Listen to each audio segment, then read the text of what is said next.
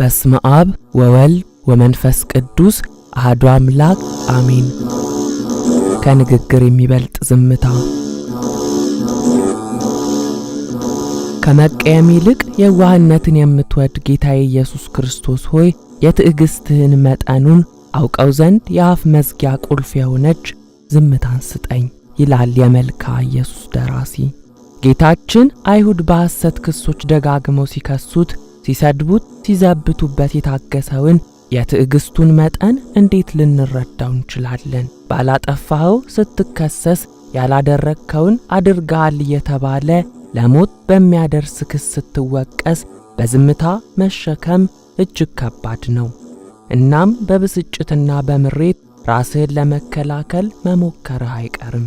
ምናልባት ከመናገር አልፈ ከሳሾችን የሚሰድቡህን የሚተፉብህን ሁሉ መሬት ተሰንጥቃ እንድትውጣቸው ማድረግ ብትችል ከማድረግ አትመለስም።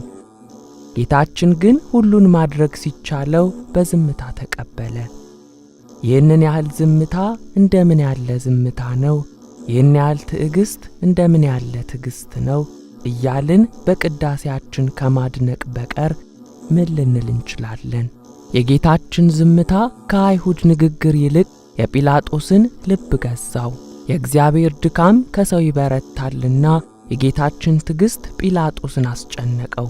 የመጀመሪያይቱ የቅዱስ ጳውሎስ መልእክት ወደ ቆሮንቶስ ሰዎች ምዕራፍ 1 ከቁጥር 25 እንደ ሌሎች ተከሳሾች ሕይወቱን ለማዳን በገዢው ፊት በእንባ የማይማጸን፣ ከሳሾቹን ለማስተባበል የማይሞክር፣ ከሳሾቹን መልሶ እየከሰሰ ራሱን ነፃ ለማውጣት የማይጨረጨር፣ በሰንሰለት ታስሮ እየተጎተተ እንኳ ከሚጎትቱት ጋር የማይታገል፣ ሞት ሊያስፈርድበት በሚችል የፍርድ ወንበር ፊት ቀርቦ በፍጹም እርጋታና ሰላም የሚቆም ተከሳሽ ከጌታ በቀር አይቶ የማያውቀው ጲላጦስ ከሊቃነ ካህናቱ ጩኸት በላይ በናዝራዊው ዝምታ ተማረከ።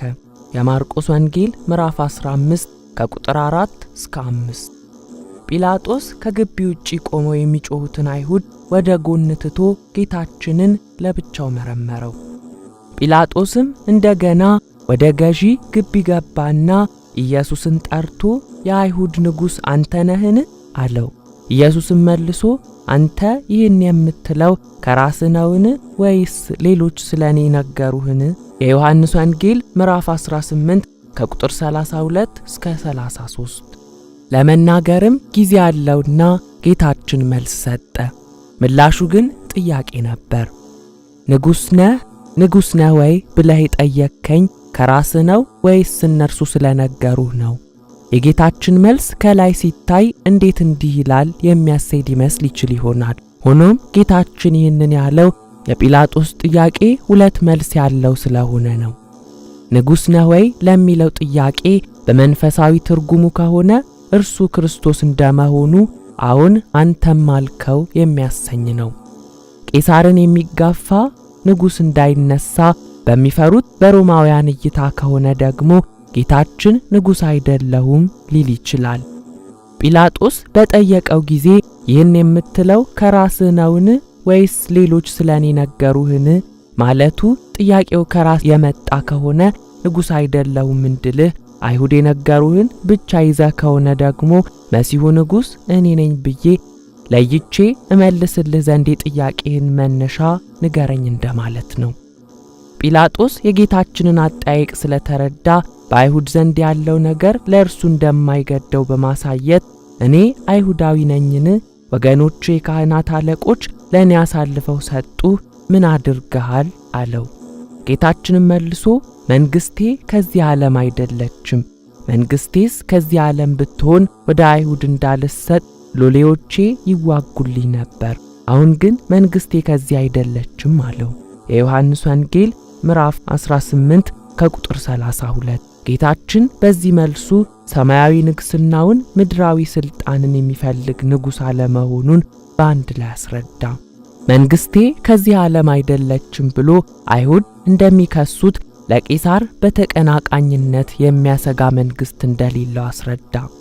ይህን መልስ የጲላጦስን ልብ የሚያሳርፍ ነው። ምክንያቱም የሀገረ ገዢው ዋነኛ ጭንቀትና ኃላፊነት የቄሳር ሥልጣን እንዳይነካ ማድረግ ላይ ብቻ ነው። መንግስቴ የሚለው ቃል ደግሞ የክርስቶስን ንጉስነት ያሳያል። የቤተ ክርስቲያን ታሪክ ጸሐፊው አውሳብዮስ ዘቂሳርያ እንዳለው የክርስቶስ መንግስቱ በምድራዊ ሕግጋት የማይወሰን በአምላካዊና ሰማያዊ ትምህርቱ ነፍሳትን ብሩህ ስላደረገ በዓለም ሁሉ የተስፋፋ መንግስት ነው። በዚህም መሰረት መንግስቱ ተብለን የተጠራ ነው። በስሙ አምነው የተከተሉት ሐዋርያት በእነርሱ መሰረትነት የተመሰረተችው ቤተ ክርስቲያንና በስሙ ያመንን እኛ ክርስቲያኖች ነን። መንግስቱ የተባልነው በእርሱ ያመንን እኛ ክርስቲያኖች ከሆንን መንግስቴ ከዚህ ዓለም አይደለችም የሚለው ቃል እንዴት ይታያል? እኛ ያለነው በዚህ ዓለም አይደለምን የሚል ጥያቄ ማስከተሉ አይቀርም። ጌታችን መንግስቴ ከዚህ ዓለም አይደለችም አለ እንጂ በዚህ ዓለም አይደለችም አላለም።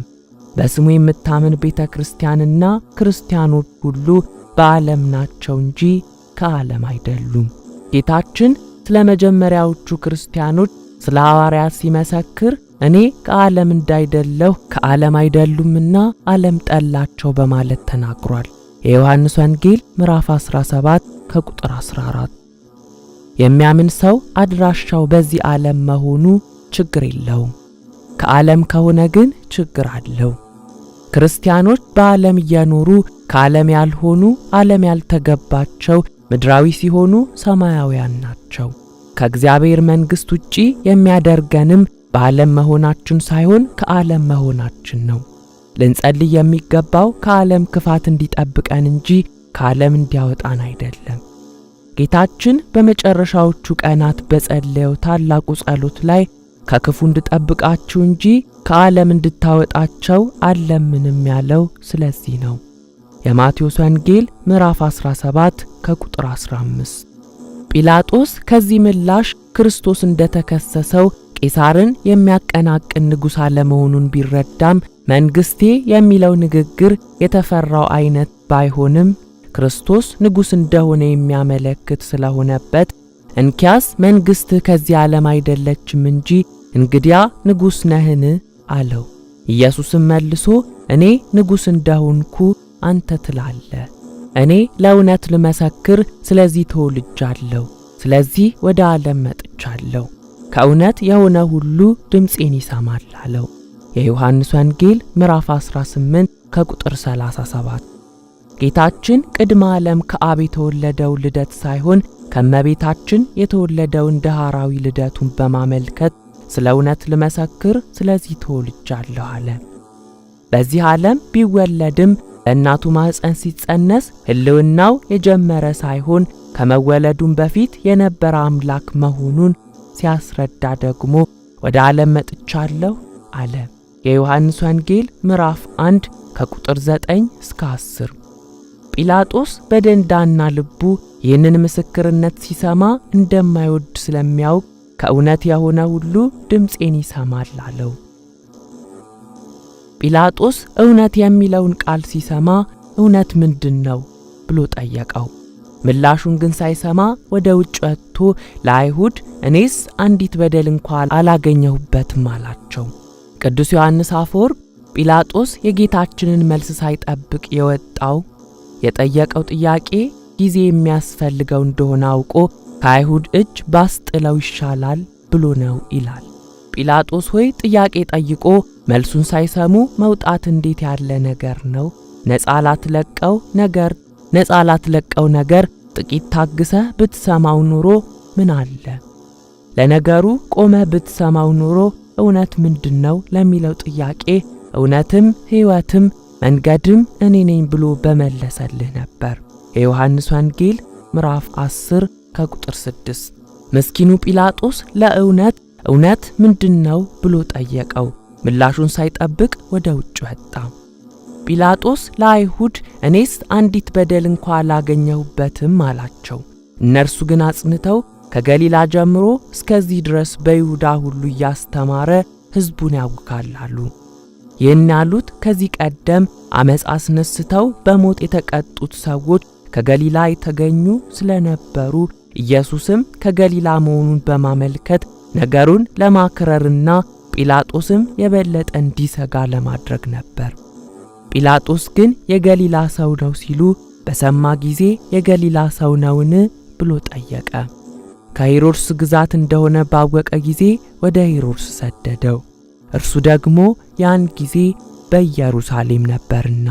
የሉቃስ ወንጌል ምዕራፍ 23 ከቁጥር 4 እስከ 7። ወስብሐት ለእግዚአብሔር ወለወላዲቱ ድንግል ወለመስቀሉ ክቡር አሜን።